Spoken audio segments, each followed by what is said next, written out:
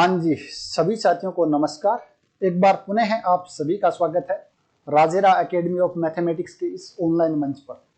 तो शून्य से शिखर तक के इस अभियान में आज हमारे साथ जुड़ रहे हैं एक विलक्षण प्रतिभा के धनी व्यक्तित्व है, जिन्होंने मात्र 22 वर्ष की उम्र में एमएससी के साथ नेट जीआरएफ और मात्र 22 वर्ष की उम्र में असिस्टेंट प्रोफेसर का एग्जाम भी दे दिया था। हाँ जी, बिल्कुल सही सुन रहे हो आप। मैं बात कर रहा हूं उस शख्सियत का जिनका नाम है अशोक चौधरी, जिन्होंने मात्र 22 वर्ष की उम्र में आरपीएससी असिस्टेंट प्रोफेसर फिजिक्स से अपना एग्जाम दिया था और बाकी फॉर्मेलिटीज होते होते जैसे रिजल्ट आते आते वो 23 वर्ष के हो गए थे। तो मैं आपसे मुलाकात करवा रहा हूं, मेरे मित्र भी हैं और अभी मेरे साथ ही पोस्टेड हैं। तो अशोक चौधरी सर, आपका बहुत बहुत स्वागत है हमारे ऑनलाइन मंच पर। सभी साथियों को नमस्कार। धन्यवाद सर, आपने मुझे अपने ऑनलाइन प्लेटफॉर्म पर आमंत्रित किया और अपने राम परिवार के साथ अपने एक्सपीरियंस साझा करने का मौका दिया। सर, ये तो हमारा सौभाग्य है पूरे राम परिवार का, और पूरे राम परिवार की तरफ से आपका बहुत बहुत धन्यवाद कि आपने हमें अपना कीमती समय निकाल करके दिया है, ताकि हम फिजिक्स के बारे में, उसकी क्या आरपीएससी असिस्टेंट प्रोफेसर में कंप्लीट स्ट्रेटजी रहनी चाहिए उसके बारे में बात कर सकें। हुआ ऐसे कि जब परसों एक वीडियो आया था मैथमेटिक्स की कंप्लीट स्ट्रेटजी का, तो एक दो साथी ऐसे थे जो फिजिक्स के थे, उनका कॉल आया कि सर हम फिजिक्स से तैयारी कर रहे हैं, तो फिजिक्स की कट ऑफ वगैरह क्या रहती है, क्या हमारी स्ट्रेटजी रहनी चाहिए, क्वेश्चंस का लेवल क्या रहता है। तो उस समय मेरे दिमाग में आया क्यों ना मैं, हमारे जो साथी हैं बहुत ही कम उम्र में ये कारनामा कर दिखाया है, तो ये शायद बहुत अच्छी तरीके से फिजिक्स के बारे में बता पाएंगे। तो सर से मैंने निवेदन किया, तो सर ने हमारा निवेदन स्वीकार किया। तो सर, एक बार पुनः है आपका बहुत बहुत स्वागत। तो आज के इस सेशन में, इस सत्र में हम बात करेंगे, जो हमारा सेशन है उसमें सबसे पहले हम सर के परिचय के बारे में बात करेंगे और इनकी प्रारंभिक शिक्षा और शिक्षा दीक्षा कहाँ हुई इसके बारे में बात करेंगे। नेक्स्ट हम आगे बढ़ेंगे तो हम जानेंगे कि सर ने एमएससी के साथ नेट जीआरएफ क्वालिफाई किया, तो उस समय इन्होंने कौन कौन सी चुनौतीपूर्ण कार्य किए या कौन सी चुनौतियों का सामना किया या कौन सी बुक इन्होंने पढ़ी, तो वो भी हम जानेंगे। तीसरी चीज हम बात करेंगे आरपीएससी असिस्टेंट प्रोफेसर जो फिजिक्स का भी एग्जाम हुआ था 2020 वाला, तो उसके अंदर इनकी रैंक क्या थी, क्या इनका स्कोर था, क्या कट ऑफ थी, और सबसे लास्ट पार्ट में हम जानेंगे स्ट्रेटेजी, जो सबसे ज्यादा इंपॉर्टेंट है। तो फिजिक्स का एक साथी अगर तैयारी कर रहा है तो उनको कौन कौन सी ध्यान रखनी है चीजें, कौन कौन से सब्जेक्ट पर उनकी ज्यादा स्कोर कर सकते हैं, तो उन सभी के बारे में हम वन बाय वन करके चर्चा करेंगे। तो सबसे पहले हम जानते हैं सर से, सर आपका परिचय और शिक्षा है वो आपकी कहाँ से हुई? जैसा कि सर ने बताया, मेरा नाम अशोक चौधरी है और मैं अभी राजकीय महाविद्यालय ओसिया में ही पोस्टेड हूँ। मैं मूलतः सीकर जिले के लक्ष्मणगढ़ तहसील के राजपुरा गांव से हूँ और काफी समय से हम सीकर में ही रह रहे हैं, इसलिए मेरी प्रारंभिक शिक्षा सीकर से हुई है और मेरी ग्रेजुएशन सीकर के एसके गवर्नमेंट कॉलेज से हुई है और पोस्ट ग्रेजुएशन दिल्ली यूनिवर्सिटी के फिजिक्स डिपार्टमेंट से है। तो सर की अगर एजुकेशन इतनी अच्छी जगह से है तो नो डाउट उसका रिजल्ट है कि सर आज यहाँ पर खड़े हैं और इस पोस्ट पर हैं। तो हमारी अगर एजुकेशन अच्छी जगह से है तो उसका रिजल्ट हमें वास्तव में अच्छा देखने को मिलता है। तो जैसा कि सर ने बताया कि सर का यूजी है वो एसके कॉलेज सीकर से हुई है और पीजी है वो दिल्ली यूनिवर्सिटी यानी कि डीयू से हुई। तो सर अक्सर कहा जाता है कि दिल्ली जाने के बाद थोड़ी सी दिल्ली की हवा लग जाती है, तो आपको दिल्ली की हवा लगी या नहीं लगी? जैसे पहली तो बात यही है कि राजस्थान का कोई विद्यार्थी जिसका बैकग्राउंड हिंदी मीडियम से है वो पहली बार दिल्ली यूनिवर्सिटी में जाता है, चाहे 12th की बात जाए या बीएससी की बात जाए, अगर बैकग्राउंड हिंदी मीडियम का है तो उसको शुरू में तो उस माहौल में ढलने में ही समय लग जाता है। फर्स्ट सेमेस्टर तो हिंदी को इंग्लिश में कन्वर्ट करने में ही निकल जाता है। तो इसलिए शुरू में उन चुनौतियों का सामना किया। और बाकी आप भी दिल्ली से पढ़े हुए, आईआईटी दिल्ली से पास आउट, तो आपको पता होगा।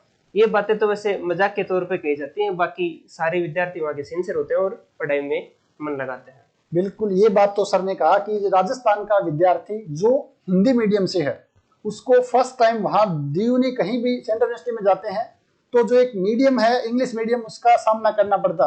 मैं खुद मेरी बात करूं तो शुरुआत में 6 महीने तो यही समझ में नहीं आता था, क्योंकि वहां पर ज्यादातर प्रोफेसर हैं वो या तो साउथ के होते हैं या नॉर्थ के भी हैं तो उनकी इंग्लिश काफी अच्छी होती है, तो वो जैसे इंग्लिश बोलते हैं तो उसका हिंदी में अनुवाद करने में चला जाता था। तो इस चीज का थोड़ा सा हमारे लिए एक नेगेटिव इफेक्ट रहता है राजस्थान के विद्यार्थियों के। हालांकि अब तो इंग्लिश मीडियम शिक्षा है वो आ गई है, तो आगे समस्या ऐसी होगी नहीं। तो सर आपको क्या लगता है कि डीयू या कोई भी सेंट्रल यूनिवर्सिटी से अगर हम शिक्षा या एमएससी या बीएससी करते हैं तो कितना योगदान रहता है नेट जेआरएफ में, और जो बड़े एग्जाम है फर्स्ट ग्रेड हो या आरपीएससी असिस्टेंट प्रोफेसर हो? जैसे दिल्ली यूनिवर्सिटी की मैं बात करूं तो उसका जो सिलेबस है एमएससी का, वो लगभग वही सिलेबस है जो आपका नेट का सिलेबस है। तो इसलिए आपको नेट की तैयारी करने में वहाँ बहुत आसानी हो जाती है, और उससे एक माहौल का भी फर्क पड़ता है। जैसे दिल्ली यूनिवर्सिटी के लगभग सारे विद्यार्थियों का वही टारगेट रहता है, तो वो साथ साथ नेट की तैयारी करते रहते हैं, तो उसमें आपको मटेरियल आसानी से प्रोवाइड हो जाता है, बच्चों से हेल्प मिल जाती है। बिल्कुल सर, बिल्कुल। जो सर ने बताया कि माहौल का बहुत ज्यादा फर्क पड़ता है, नो डाउट। माहौल से हमें क्या, एक तो आसपास के जो विद्यार्थी हैं सेम वैसी सब्जेक्ट की तैयारी करते हैं। दूसरी चीज, कोई भी सेंट्रल यूनिवर्सिटी है तो वहां का सिलेबस का बहुत फर्क पड़ता है। जैसा कि हम देखते हैं राजस्थान यूनिवर्सिटी का जो सिलेबस है वो नेट के सिलेबस से काफी डिफरेंस है। तो इसीलिए राजस्थान का विद्यार्थी है वो अगर राजस्थान यूनिवर्सिटी में पढ़ रहा है तो उसके साथ एमएससी के साथ उसको नेट निकालना थोड़ा सा एक मुश्किल टास्क रहता है। जबकि सेंट्रल यूनिवर्सिटी जैसे बात करें आईआईटी है, एनआईटीज है, डीयू है, बीएचयू है, तो अगर हम यहाँ से शिक्षा लेते हैं तो हमारे लिए एक पॉजिटिव प्लस पॉइंट रहता है कि हमारा सिलेबस सेम है, तो उसके अकॉर्डिंग हम नेट का एग्जाम है वो एमएससी के साथ ही निकाल लेते हैं। तो सर नेट का एग्जाम अगर हम एमएससी के साथ निकालते हैं या आपने जेआरएफ का एग्जाम निकाला था तो कौन कौन सी आपको सामने चुनौतियां आई थी या क्या क्या आपने मैटर पढ़ा था, तो थोड़ा सा हमारे साथियों गाइड कर दीजिए। जो साथी अभी एमएससी में है तो उनको थोड़ा सा गाइड मिल जाए कि हम एमएससी के साथ किस प्रकार जेआरएफ क्वालिफाई कर सकते हैं। जैसे अगर आप किसी भी यूनिवर्सिटी में पढ़ रहे हैं तो उसमें आप अगर किताबें पढ़ते हैं एमएससी की, तो एक तो सही किताबों का थोड़ा सा चयन करें, और उसके साथ साथ आप थ्योरी के साथ साथ न्यूमेरिकल पर भी थोड़ा सा फोकस करें।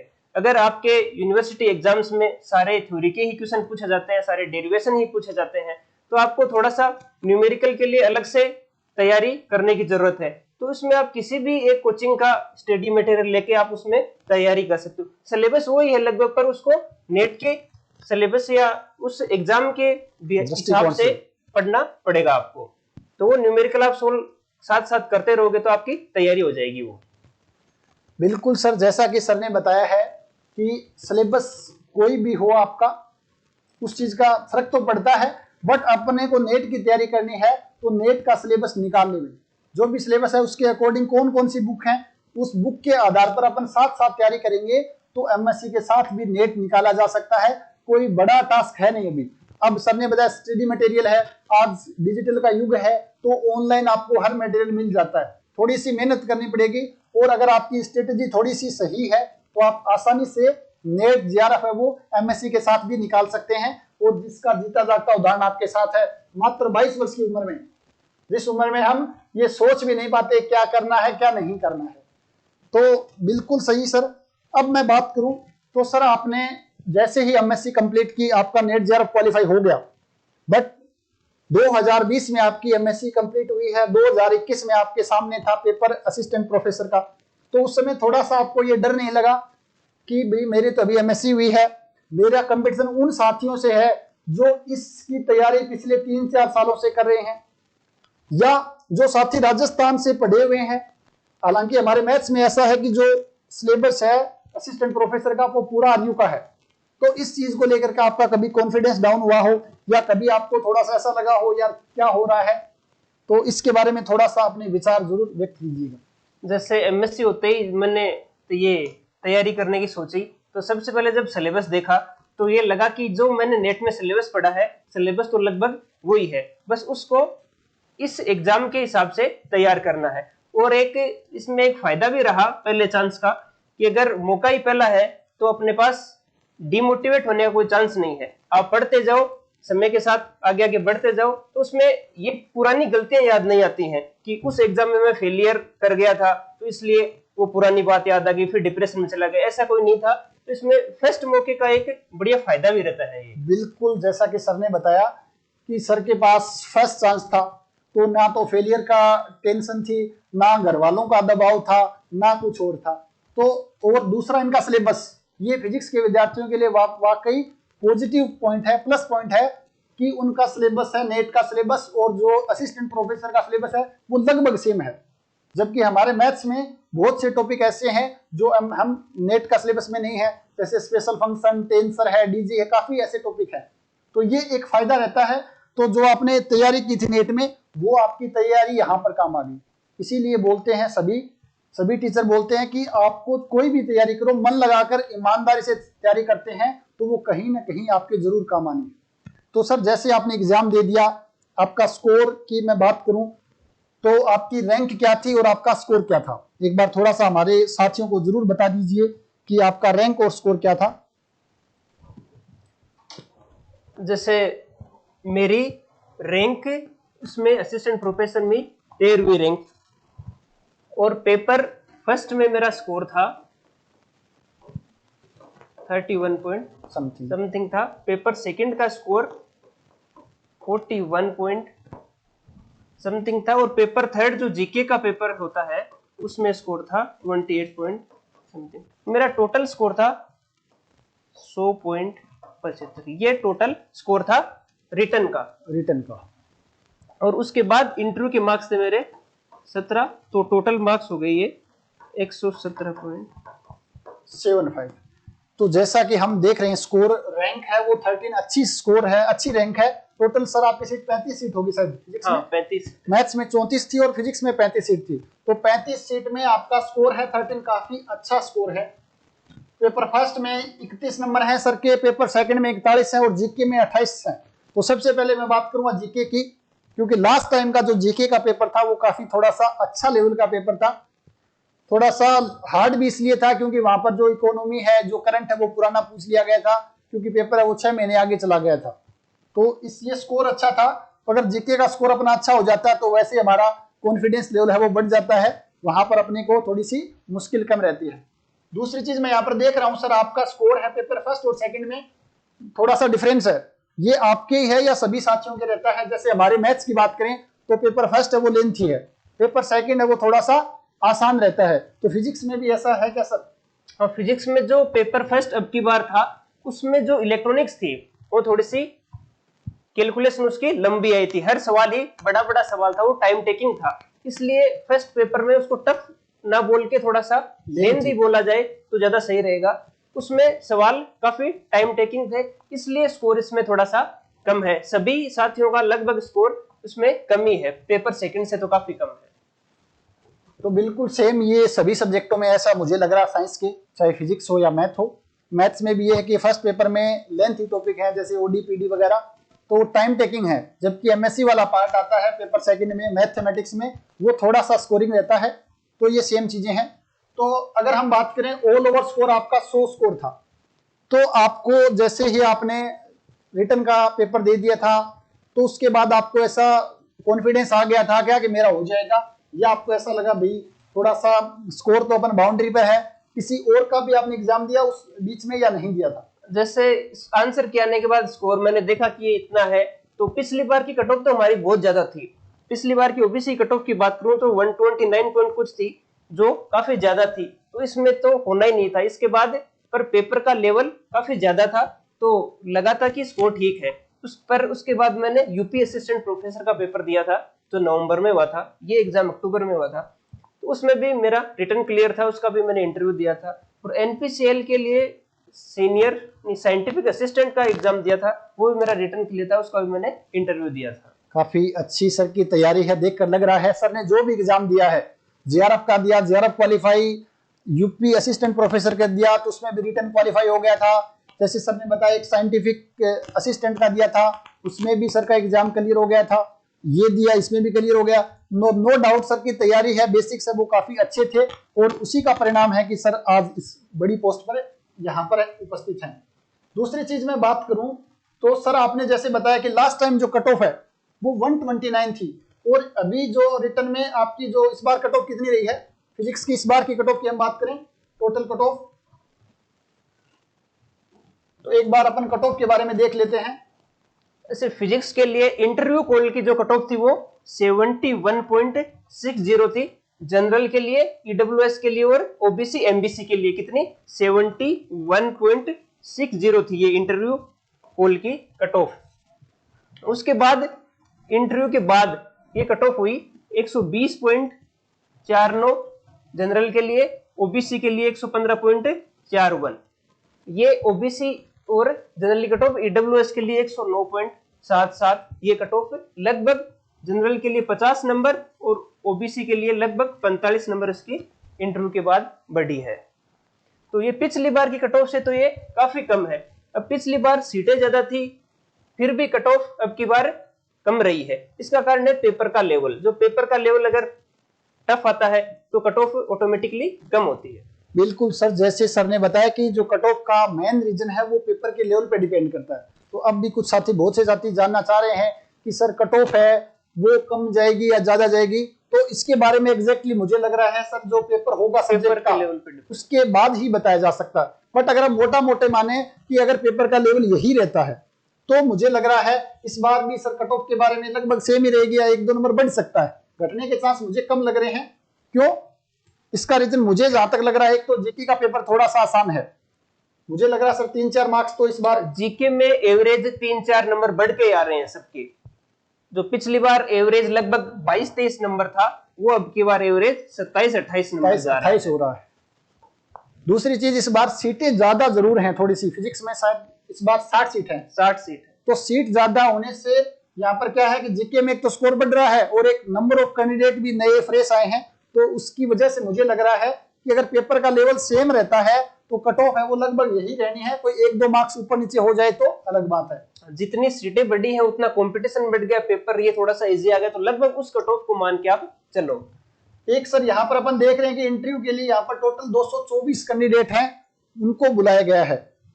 सीटें आपकी थी 35, तो लगभग 6.5 गुना स्टूडेंट है उनको इंटरव्यू के लिए क्वालिफाई किया गया था। जबकि मैथमेटिक्स की हम बात करें तो लगभग 9.5 गुना कैंडिडेट बुलाए गए थे। और यहाँ पर देख रहे हैं तो इंटरव्यू और इसमें 50 नंबर का डिफरेंस है जनरल में, और हम बात करें ओबीसी में 45 का रहा है। अगर हम एससी एसटी की बात करें, एसटी और एससी के जो मेरे साथी हैं उनकी कट ऑफ है वो 88 के आसपास रही है एसटी की, और एससी की 95 रही है। तो एससी के जो विद्यार्थी हैं उनकी कट ऑफ है वो थोड़ी सी 20 मार्क्स कम रही है, तो उनके लिए थोड़ा सा ये प्लस पॉइंट रहेगा। इस बार सर आपको क्या लग रहा है कि जो पेपर का लेवल है वो बढ़ सकता है या वही रहने की संभावना है? पेपर के लेवल को तो आप उससे थोड़ा सा टफ मान के चलो, क्योंकि पहले अब की बार जो फर्स्ट ग्रेड का पेपर हुआ है वो भी पिछले वाले से थोड़ा सा टफ ही आया है। अब की बार भी पिछले वाले से थोड़ा सा टफ मान के चलो उसको। बाकी आपको तैयारी के लिए आप वही पढ़ते रहो जो पढ़ते हो। इस बात को ज्यादा दिमाग में मतलब कि पेपर टफ है इजी है, आप तैयारी करते रहो, बस अपने बेसिक्स मजबूत करो, कॉन्सेप्ट क्लियर करते जाओ। बिल्कुल सर का भी मानना है और मुझे भी ऐसा लग रहा है कि आपको ये नहीं सोचना कैसा आएगा। आपकी तैयारी है वो हमेशा उच्च क्वालिटी की होनी चाहिए। ये तो आपके दिमाग में रहना नहीं चाहिए मुझे स्कोर इतना करना है, आपको पूरे का पूरा स्कोर करना है, यही सोचते हुए तैयारी करनी है। तो ये था आपका सर का क्या रैंक थी, क्या सर का स्कोर था और क्या कट ऑफ रही थी। इससे हमें क्या थोड़ा सा एक आइडिया लग जाता है। अगर हम तैयारी कर रहे हैं तो एक हमारे माइंड में एक आइडिया रहता है कि लास्ट टाइम इतना सा रहा है तो इसके आसपास ही रहेगा, तो थोड़ा सा हमें एक कॉन्फिडेंस भी रहता है, एक पॉजिटिविटी फीलिंग भी रहती है कि हम ऐसा कर सकते हैं। अब हम बात करेंगे सर कि ये तो आपका था, अब हम बात करेंगे कि जो फिजिक्स के साथी तैयारी कर रहे हैं तो उसका क्या सिलेबस है। दूसरी चीज, उस सिलेबस के अंदर कौन से ऐसे टॉपिक हैं जो स्कोरिंग टॉपिक हैं, जो कम समय में अच्छा स्कोर दे सकते हैं, और कौन से ऐसे टॉपिक हैं जो थोड़े से लेंथी हैं जिनमें स्कोर करना थोड़ा सा एक प्रकार से थोड़ा सा मुश्किल रहता है। तो वो उसके बारे में भी सर थोड़ा सा हमें बता दीजिए ताकि जो फिजिक्स के साथी तैयारी कर रहे हैं उनके लिए चीजें हैं वो आसान हो जाए। तो फिजिक्स में अपने 2 पेपर हैं, तो दोनों पेपर में 5-5 टॉपिक या 5-5 आप इसको यूनिट बोल सकते हो, 5-5 बुक बोल सकते हो। तो पहले पेपर में अपन बात करें तो अपने पास पहले मैं बेसिक बता देता हूं जो हर में लागू रहेगी। आपको क्या करना है, सीबीएच की बुक प्लस आपने जो नेट में पढ़ा है वो आपको हर में लागू करना है, और गेट के पेपर्स, आपको गेट के प्रीवियस ईयर पेपर सिलेबस पढ़ना कहां से, सीबीएच से थ्योरी प्लस नेट में आपने जो थ्योरी पढ़ी है वो। तो पेपर फर्स्ट की अपन बात करें तो इलेक्ट्रोमैग्नेटिक थ्योरी या ईएमटी, इसमें आप क्या करोगे, बेसिक सीबीएच की वो बुक प्लस जो आपने नेट में पढ़ा है। तो इसकी क्वेश्चंस की प्रैक्टिस की बात आती है तो आप अगर ग्रेजुएशन लेवल वाले पोर्शन की प्रैक्टिस करनी है तो आईआईटी जेम के प्रीवियस ईयर क्वेश्चंस, और अगर एमएससी वाले पोर्शन की बात है तो गेट के क्वेश्चन। नेट के जो बहुत बड़े बड़े सवाल हैं वो आपको करने की जरूरत नहीं है, जो आपको लगे कि ये डायरेक्ट पूछा जा सकता है या थ्योरेटिकल सवाल है वो आप इसमें कर सकते हो। बाकी नेट के प्रीवियस ईयर इतनी ज्यादा इंपॉर्टेंट है नहीं इसमें। और दूसरी यूनिट है इलेक्ट्रॉनिक्स। तो पिछली बार सबका यही कहना था कि इलेक्ट्रॉनिक्स टफ है, आपने टेक्निकल एजुकेशन का पेपर भी देखा होगा, उसमें भी इलेक्ट्रॉनिक्स काफी टफ थी। टफ मतलब स्कोर करने में डिफिकल्ट इसलिए हो रहा था क्योंकि क्वेश्चंस बहुत बड़े बड़े थे। आप उनको घर बैठ के करोगे तो आप आसानी से स्कोर अच्छा कर सकते हो, पर वहां पे टाइम की दिक्कत थी।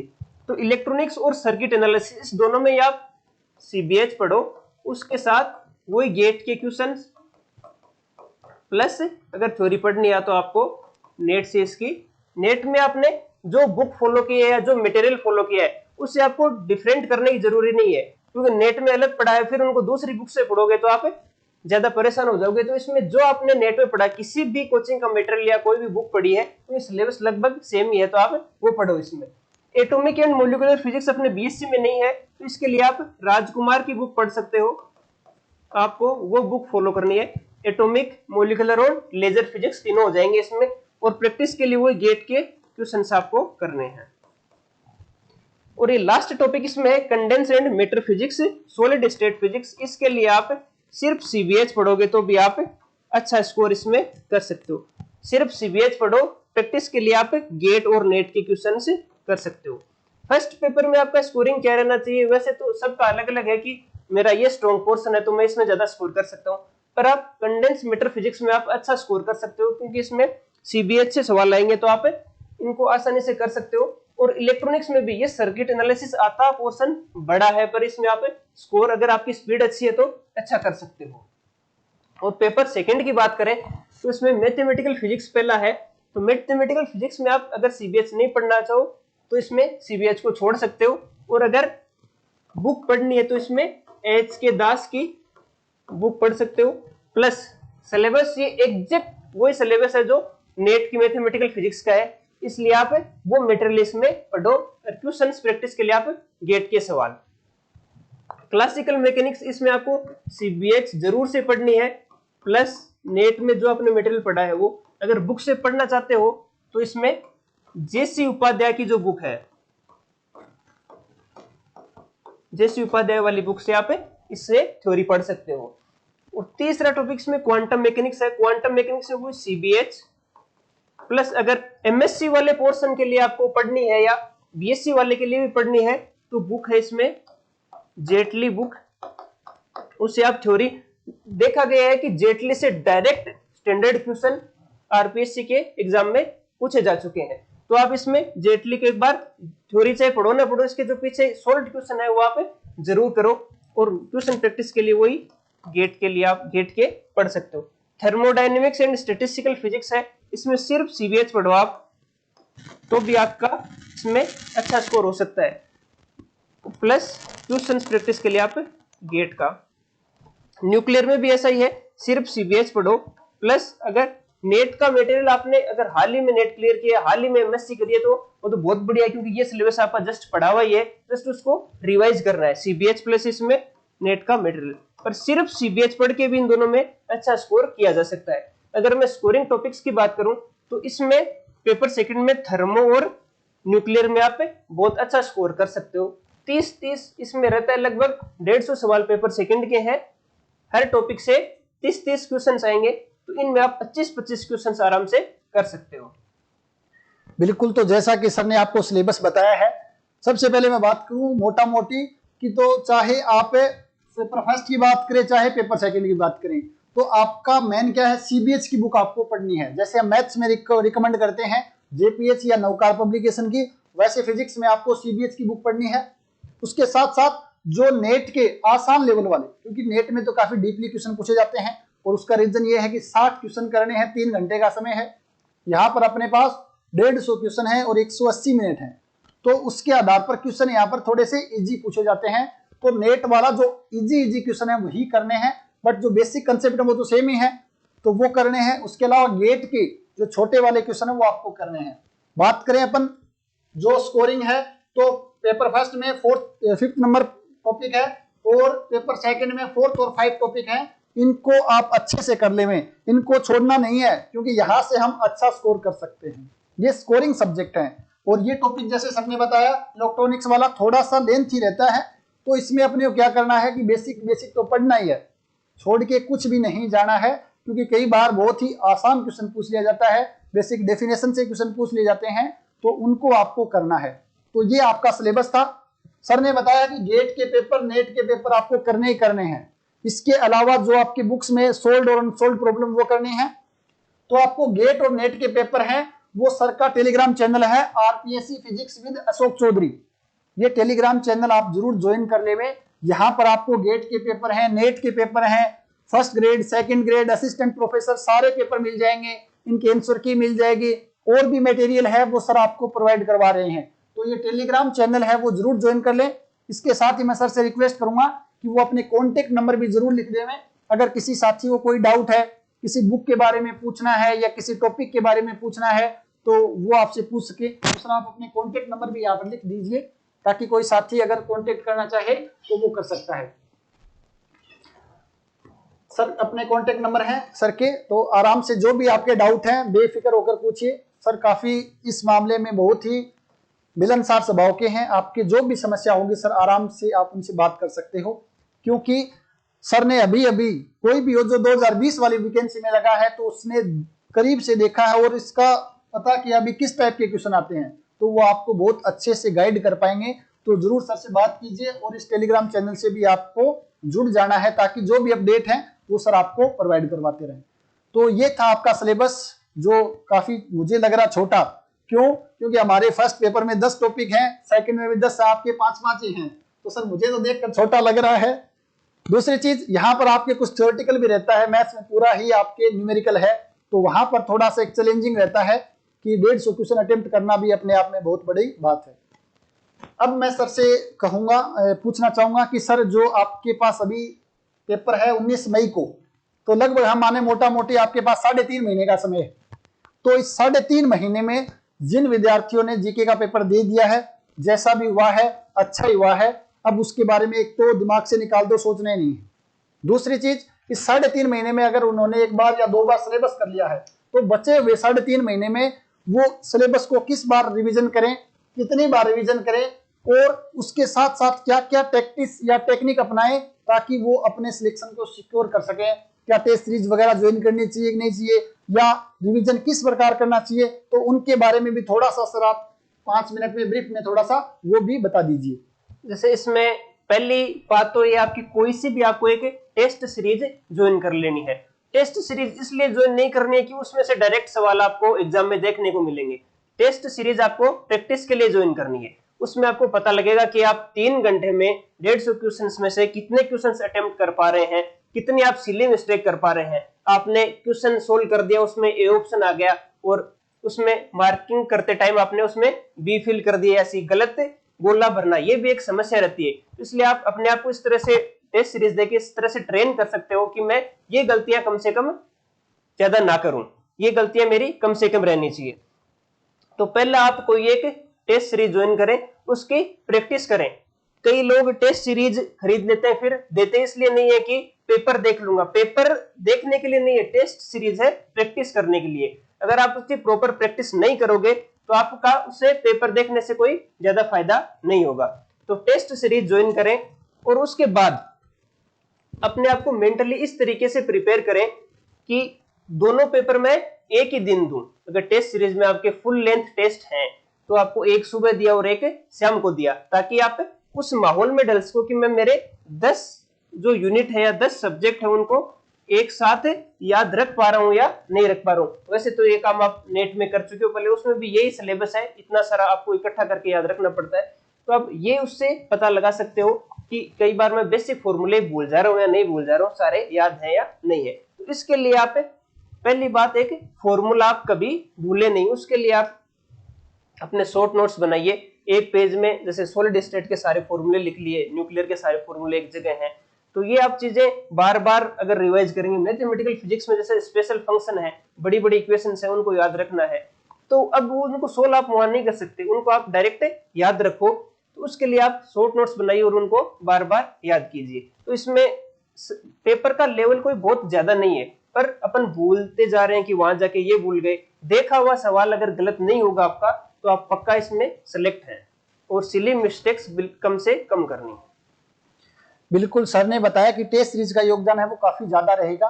टेस्ट सीरीज का योगदान इसलिए रहता है, एक तो हमें ये पता चल जाता है भाई कितने अपन क्वेश्चन है वो अटेम्प्ट कर पाते हैं उस टाइम पीरियड में। सबसे बड़ी समस्या रहती है कि हमारी सिली मिस्टेक होती है, जल्दबाजी में कैलकुलेशन मिस्टेक होती है, या हम कई बार क्या है प्रैक्टिस नहीं हो पाती है तो गोले भरने में। ये ऐसा जीके में हुआ है सर, एक मैं बताऊं, अभी एक मैथ का विद्यार्थी परसों फोन आया था कि सर मैंने क्वेश्चन तो सही कर लिए थे, कम से कम 5-6 गोले मेरे लगातार गलत हो गए। तो जो 5वां ऑप्शन आया है उसकी वजह से थोड़ा सा समस्या होती है। तो आपको प्रैक्टिस जरूर करनी है। अगर आपको अच्छे से प्रैक्टिस कर लेते हो, कुछ साथी ऐसे करते हैं टेस्ट सीरीज ज्वाइन तो कर लेते हैं, उसके बाद क्या है वो जैसा सर ने बताया है भी अपने क्वेश्चन देखने हैं, उसकी पीडीएफ निकाल करके वो कर लेते हैं, उससे एग्जैक्टली जो आपका रिजल्ट आना चाहिए वो नहीं आएगा।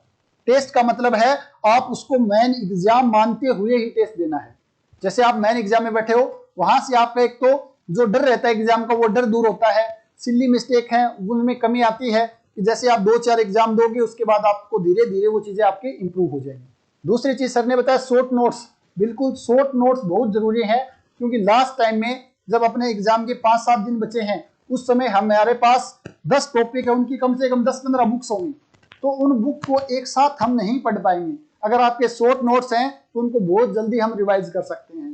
तो 2-3 बार आपको अच्छे से रिवाइज कर लेना है ताकि आपका सिलेक्शन है वो श्योर हो सके। दूसरी चीज, आपका कॉन्फिडेंस लेवल है वो हमेशा इंक्रीज रहना चाहिए। अगर कॉन्फिडेंस लेवल आपका बढ़ा हुआ है, कोई नेगेटिव विचार नहीं आ रहे हैं, तो आपका सिलेक्शन कोई भी नहीं रोक सकता है। इसके अलावा सर आप कोई भी कुछ टेक्निक बताना चाहो, ये फिजिक्स का विद्यार्थी है तो वो इस चीज का ध्यान रखेगा तो उसके लिए पॉजिटिव रहेगी, तो आप बता सकते हैं। इसमें यही है मुख्य बात कि आप सिली मिस्टेक्स कम से कम करें। आप अभी लग रहा है तो इसके लिए आप मेंटली प्रिपेयर करो खुद को। एग्जाम्स दोगे या टेस्ट सीरीज बार बार दोगे तो उसके लिए बहुत फायदेमंद रहेगा आप में इसमें। बिल्कुल, थोड़ा सा मेंटली प्रिपेयर रखने के लिए आप मैं सलाह दूंगा कि कम से कम 10-15 मिनट समय है वो अपने लिए जरूर निकालें, सुबह या शाम का समय, जिसमें हम थोड़ी एक्सरसाइज कर सकते हैं, प्राणायाम वगैरह कर सकते हैं, जिससे क्या होगा थोड़ा सा माइंड हमारा शांत रहेगा। अगर शांत माइंड से हम पेपर अटेम्प्ट करते हैं तो उसका रिजल्ट है वो कुछ और ही होगा। अब आपने आरपीएससी के पेपर बार बार देख लिए होंगे, पर पेपर जैसे आपने सॉलिड स्टेट पढ़ा और उसका क्वेश्चंस कर दिए, तो उससे आप उस टाइम के लिए तो ठीक है, पर उस टाइम तो आपने क्वेश्चंस देखे, पर आप उस पेपर को एक बार अटेम्प्ट करके जरूर देखें। उसमें जैसे फर्स्ट पेपर में 5 आपके सब्जेक्ट हैं, 5 को आपने पढ़ा, उसके बाद उसका एक साथ 3 घंटे में उनको करने की कोशिश करो, जिस हिसाब से एग्जाम हॉल में बैठ के करते हैं उसी हिसाब से, तो आपको पता लगेगा कि ये मैं कितना याद रख पा रहा हूँ, कितना नहीं कर पा रहा हूँ। ये आपके लिए बेनिफिट करेगा। बिल्कुल, सर का बोलना है कि जो एफएलटी देते हैं ना, उससे हमारा खुद का जो मेन विजुअलाइजेशन होता है, तो 5 टॉपिक हैं एक साथ देते हैं, एक टॉपिक को हम पढ़ के अच्छा कर सकते हैं, लेकिन 5 टॉपिक हैं तो हमारे उस समय कितना याद रहता है, कितनी गलतियां होती हैं, आपस में मिक्स कितने टॉपिक होते हैं, उसका भी हमें अभ्यास करना चाहिए। इसलिए एफएलटी आपके पास जरूर होना चाहिए, और जो भी आपको अच्छी लग रही हो, कोई भी एक टेस्ट सीरीज है उसको ज्वाइन जरूर कर लें ताकि आपकी जो प्रैक्टिस है वो अच्छी हो सके। तो इसका भी ध्यान रखना है। तो आज हमने फिजिक्स की लगभग सर सभी जानकारी ले ली है कि किस प्रकार क्या सिलेबस रहेगा, क्या कट ऑफ है, कितना मार्क्स लाए जा सकते हैं, क्या आपकी स्ट्रेटेजी रहनी चाहिए, इन सभी के बारे में हमने अच्छे से बात कर ली है।